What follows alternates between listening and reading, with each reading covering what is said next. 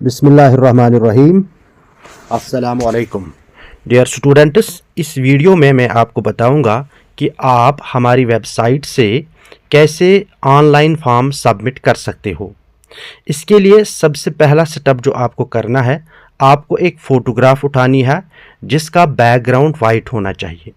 वो फ़ोटोग्राफ आपको अपनी गैलरी में सेव रखना है। सेव रखने के बाद आपको एक वेबसाइट में जाना है जिसका मैं आपको यहाँ पर डिस्क्रिप्शन लिंक में भी दूंगा। डिस्क्रिप्शन में इसकी लिंक होगी PI7। इस पे आप क्लिक करेंगे तो पहला ही वेबसाइट जो है PI7 इमेज टूल जो है, इसको आपको ओपन करना है। यहाँ पर आपको दूसरा वाला ऑप्शन जो यहाँ पर है, reduce image size in KB, ये सिलेक्ट करना है। तो यहाँ पर आप सिलेक्ट करेंगे, एडवर्टाइज को आप यहाँ से क्रॉस करेंगे और यहाँ पर आपको अपनी इमेज सिलेक्ट करनी है। तो यहाँ पर मैं इस पर टैप करूँगा और मैं अपनी एक इमेज सिलेक्ट करूँगा। तो सिलेक्ट करने के बाद डन करूँगा और इस तरह से ये इमेज जो है मेरी यहाँ पर सेव हो गई है। मेरी इमेज का जो इस वक्त साइज़ है वो 960 KB है। तो मुझे अपनी इमेज जो है वो 100 KB से नीचे रखनी है। तो यहाँ पर मैं इसको चेंज कर सकता हूँ। अगर मुझे 99 KB चाहिए, मिसाल के तौर पर मैं इसको 99 KB करूँगा। तो इसके बाद मैं इसको रिड्यूस साइज़ पर क्लिक करूँगा। रिड्यूस साइज़ पर क्लिक करने के बाद मुझे दिखा रहा है कि आपका अपलोड हो रहा है और मेरी इमेज जो है वो यहाँ पर आ चुकी है। तो मैं अब इसको डाउनलोड करूँगा। तो मैंने इसको डाउनलोड कर लिया है। तो इस तरह से मेरी इमेज जो है वो मेरे फ़ोन में डाउनलोड हो चुकी है। अब दूसरा स्टेप मुझे क्या करना है, मुझे गूगल क्रोम में एक बार फिर जाना है और मुझे सिलेक्ट करना है HSS Akingam. HSS Akingam select करने के बाद मेरी पहली साइट ही आ जाएगी, HSS अकिनगाम www.hssakingham.in। तो इस पर मैं क्लिक करूँगा। क्लिक करने के बाद मैं यहाँ पर देखूँगा क्विक लिंक्स में पहला ही एक ऑप्शन आता है ऑनलाइन रजिस्ट्रेशन फॉर्म। मैं इस पर क्लिक करूँगा। तो ऑनलाइन रजिस्ट्रेशन 2025 इस पर मैं क्लिक करूँगा तो मैं एक दूसरे पेज पर रिडायरेक्ट हो जाऊँगा। यहाँ पर आपको कुछ इंस्ट्रक्शंस दी गई है जिसमें आपको बताया जा रहा है कि आपका जो फ़ोटोग्राफ है वो पासपोर्ट साइज़ होना चाहिए और लेस दैन आपको ये 90 KB होना चाहिए और इसका बैकग्राउंड वाइट होना चाहिए। इसी तरह से आपको कुछ और डिटेल्स भी चाहिए फॉर्म भरने के लिए, जिसमें आपका नाम, father's name, mother's name, registration number.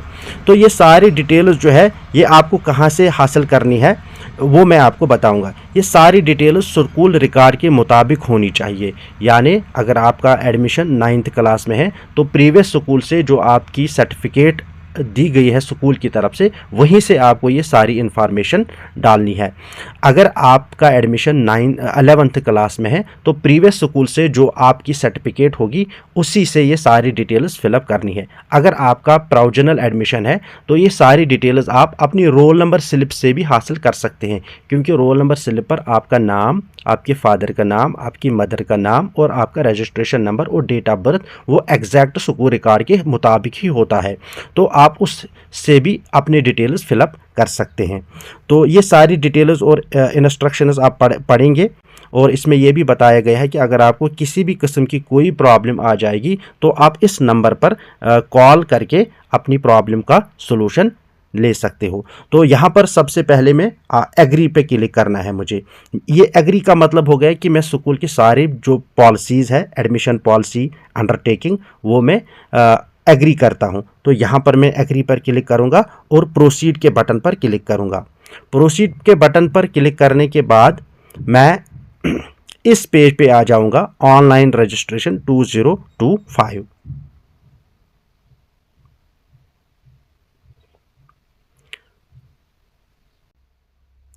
अब मैं इन सारे फील्ड को एक एक करके फिलअप करूँगा। सबसे पहले आपका आधार नंबर जो 12 डिजिट होना ज़रूरी है। तो मैं यहाँ पर एक डेमो आधार नंबर देता हूँ। तो मेरा डेमो आधार नंबर आ गया। अब मैं यहाँ पर सिलेक्ट करूँगा जहाँ जिसका मुझे एडमिशन करना है। फॉर एग्जांपल मुझे 11th क्लास में एडमिशन करना है तो मैं 11th क्लास पर क्लिक करूँगा। तो यहाँ पर मुझे अपना नाम देना है। तो मैं अपना ही नाम दूंगा इसको। इसके बाद फादर्स नेम,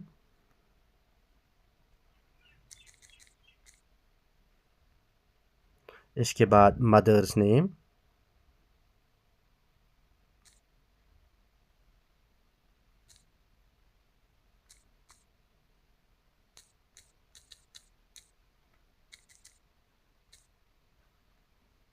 इसके बाद जेंडर मैं अपना सिलेक्ट करूँगा। इसके बाद मुझे डेट ऑफ बर्थ देना है।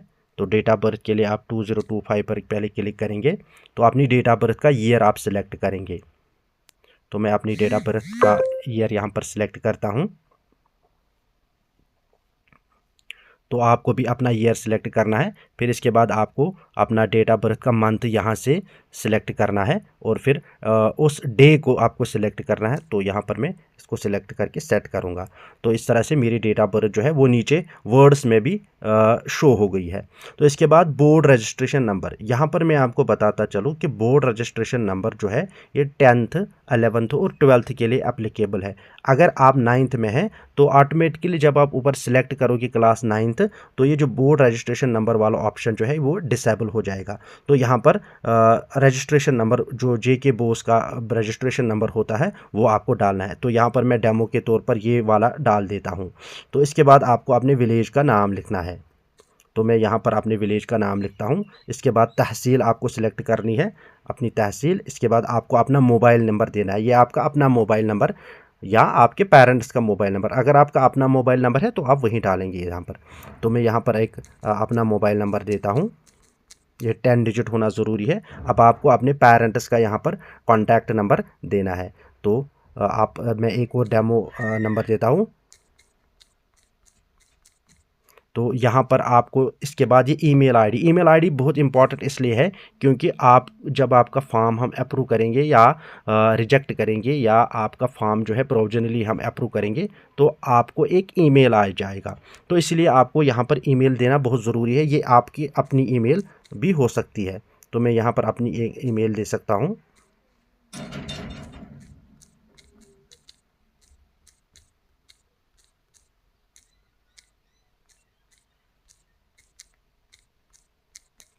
इसके बाद आपको सिलेक्ट करनी है सोशल कैटेगरी कि आपकी कैटेगरी ओपन मेरिट है, RBA है, ST है, SC है, OBC है, अदर है। तो मैं यहाँ पर अपनी कैटेगरी सिलेक्ट करता हूँ। इसके बाद आप की राशन कैटेगरी है कि आप किस कैटेगरी में हो। आपका राशन कार्ड APL है, BPL है, AY है, PHH है या अदर है। तो मैं अपना यहाँ पर सिलेक्ट करूँगा, आप अपने हिसाब से कर लीजिएगा।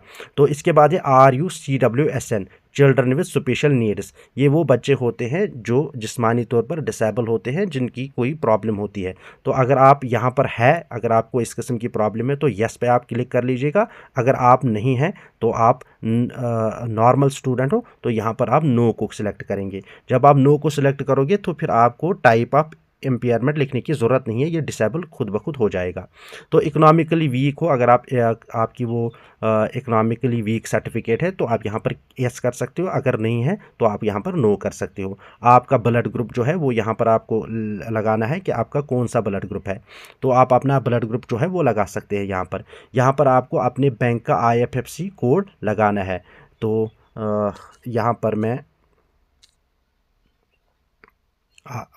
IFSC कोड लगाऊंगा। तो आप अपने हिसाब से देख लीजिए, ये मैंने यहाँ पर डेमो के तौर पर लगाया है, हो सकता है ये ठीक भी नहीं होगा। तो आप अपने हिसाब से इसको लगा सकते हैं। आप सर्च कर सकते हैं गूगल में कि आपके बैंक का वो IFSC कोड क्या है, तो आप वहाँ देख सकते हो। इसके बाद आपको बैंक अकाउंट नंबर, अपना बैंक अकाउंट नंबर जो है वो आपको यहाँ पर देना है। तो मैं यहाँ पर आपको डेमो के तौर पर एक अकाउंट नंबर देता हूँ।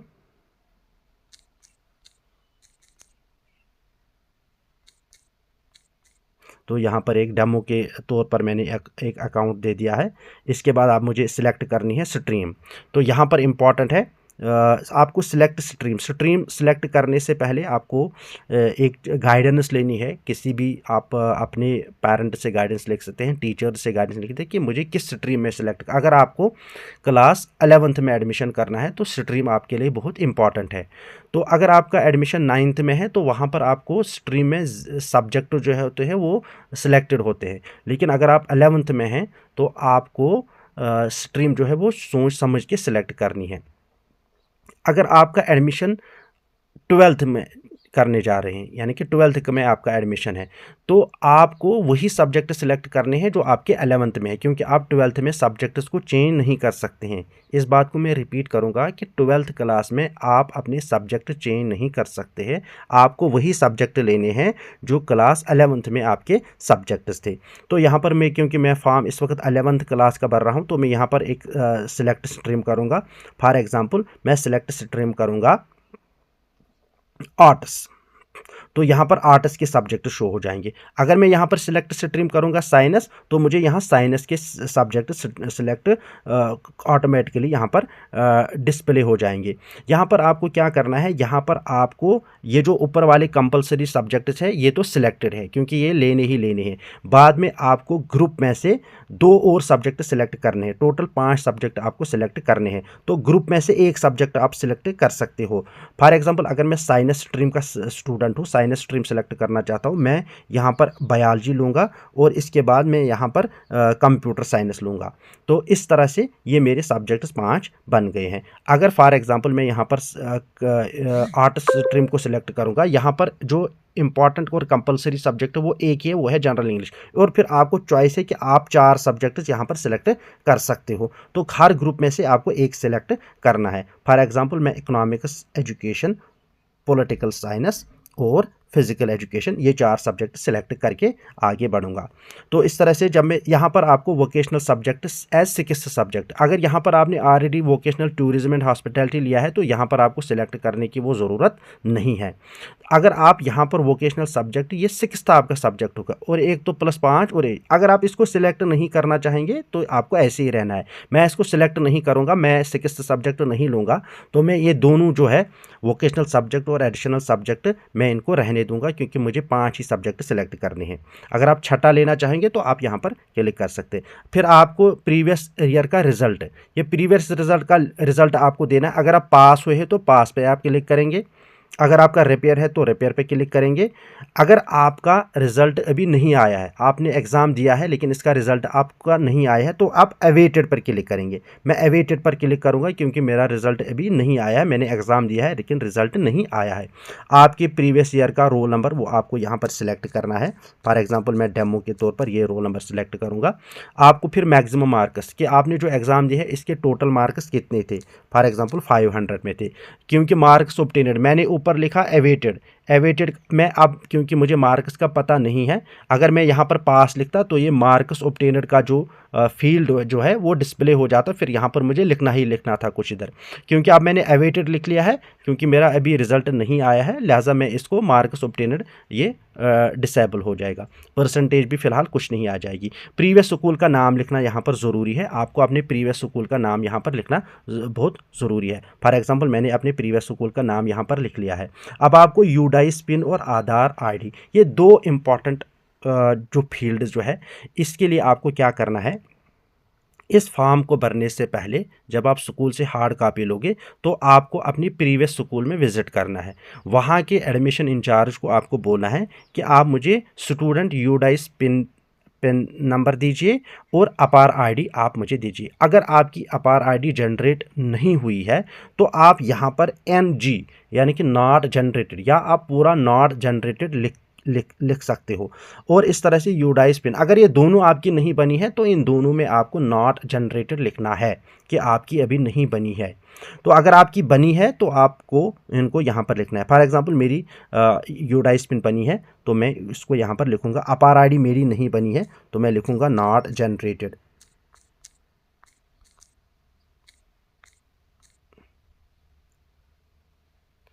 तो इसके बाद मुझे फ़ोटो सिलेक्ट करना है। यहाँ पर ये बहुत इम्पॉर्टेंट जो फॉर्म का जो है वो इम्पॉर्टेंट एस्पेक्ट यहीं पर है कि बहुत सारे बच्चों को क्या होता है कि अपलोड फ़ोटो के टाइम उनका फॉर्म बैक हो जाता है। तो यहाँ पर आपको सिंपली, क्योंकि आपने पहले ही मैंने आपको बताया कि आपने एक फ़ोटोग्राफ जिसका बैकग्राउंड वाइट हो वो आपको रिसाइज़ करना है। जब आपने पहले ही वो रिसाइज़ किया है तो अब आपको कोई मुश्किल नहीं हो जाएगी। यहाँ पर आप चूज़ फाइल पर टैप करोगे।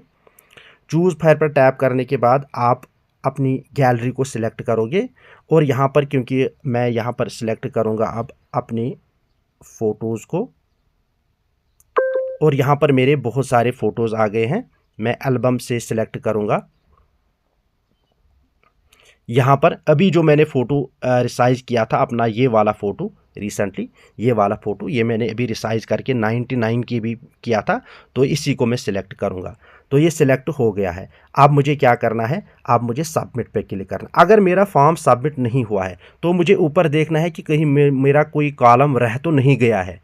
पूरा देखना है कि कोई कॉलम जो नेसेसरी कॉलम था, जो रिक्वायर्ड कॉलम था, वो रह तो नहीं गया है। तो आपको इसको पहले फिलअप करना है, फिर जाके फॉर्म सबमिट हो गया है। मैं पहले सबमिट पे क्लिक करूँगा। देखिए मेरा फॉर्म के सारे फील्ड्स जो है वो क्लियर है, ओके है। फिर जाके मुझे ये दिखा रहा है और मेरा फॉर्म जो है वो सक्सेसफुली सबमिट भी हो गया है। अब ये जो यहाँ पर आपको ये जो दिखा रहा है success form submitted successfully, your ID is, ये यूर आईडी भी आपको इम्पॉर्टेंट है कि ये भी आपको जो हार्ड कापी आपने स्कूल से ली है इसमें आपने इसका मेंशन करना है। आपने इसका स्क्रीनशॉट उठाना है। मैं इसका स्क्रीनशॉट उठाऊंगा। तो मेरा स्क्रीनशॉट इसका उठ गया है, तो इसको मैं इसके बाद ओके करूँगा। तो इस तरह से मेरा ऑनलाइन फॉर्म जो है वो सबमिट हो चुका है, बिना किसी परेशानी के, बिना किसी झंझट के और बिना किसी एरर के मेरा फॉर्म जो है वो सक्सेसफुली सबमिट हो चुका है। इसके बावजूद भी अगर आपको लग रहा है कि आपने जो स्टेप्स मैंने बताए हैं वो आपको नहीं करने आएंगे, तो आपको सिंपली अपना मोबाइल फ़ोन हमारे स्कूल की एडमिशन सेक्शन में लाना है। वहाँ पर हम आपको पूरी तरह से सहायता करेंगे। इवन अगर आपके पास मोबाइल फ़ोन भी नहीं होगा, हम अपने मोबाइल फ़ोन से आपका फॉर्म जो है वो आसानी के साथ वहाँ पर भरेंगे। तो आपको एक ही चीज़ का ख्याल रखना है कि जो भी डिटेल्स आप फिलअप करेंगे वो एक्यूरेट होनी चाहिए, वो अकॉर्डिंग टू स्कूल रिकॉर्ड्स होनी चाहिए। Thank you very much.